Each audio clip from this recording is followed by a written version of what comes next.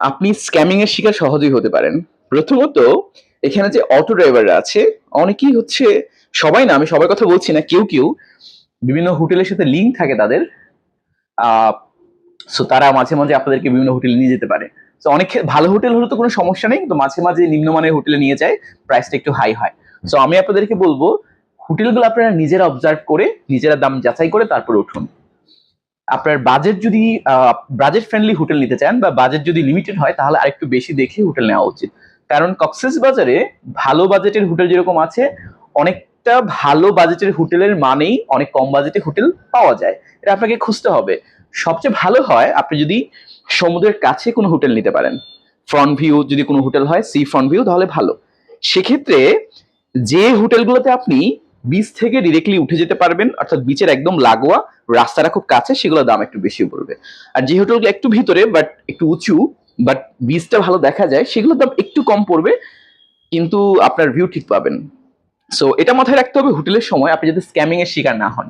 আমাদের একটা ব্যাপার হয়েছিল কক্সবাজারে হোটেল বুকিং দেওয়ার সময়। আমি প্রথমে সি ক্রাউনে যোগাযোগ করি এবং যোগাযোগ করে একটা নাম্বারে, কিন্তু আনফরচুনেটলি এটা ছিল একটা স্ক্যামারের নাম্বার। তো আমি হোয়াটসঅ্যাপে যোগাযোগ করি, স্ক্যামার আমাকে রুমের ছবি সবকিছুই পাঠায়। বোঝা যায় সে একদম কোনো ওই হোটেলটার কোনো একজন অফিসিয়াল।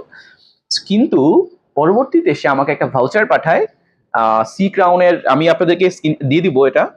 সি ক্রাউনের পুরো ভাউচারটা পাঠায় একদম, প্রাইসটা সব ইন্ডিকেট করে আমার নাম লিখে। কিন্তু সামহাও আমার মনে হয় এটা একটু আমি ক্রস চেক করে নিই। তখন আমি সি ক্রাউনের মেইন পেজে যোগাযোগ করি, ওদেরকে ডিরেক্টলি ফোন দিই।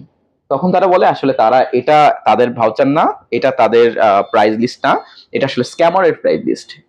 তখন আমি আর বুকিং দেই না, তখন আমি ডিরেক্টলি এসে, আসলে সি ক্রাউনে আমি আর উঠিনি, আমার কোনো একটা কারণে উঠা হয়নি, আমি পরে ব্লু মুনে উঠি। ওইটার সাথে ওদের সাথে আমি কথা বলে রেখেছিলাম আগে।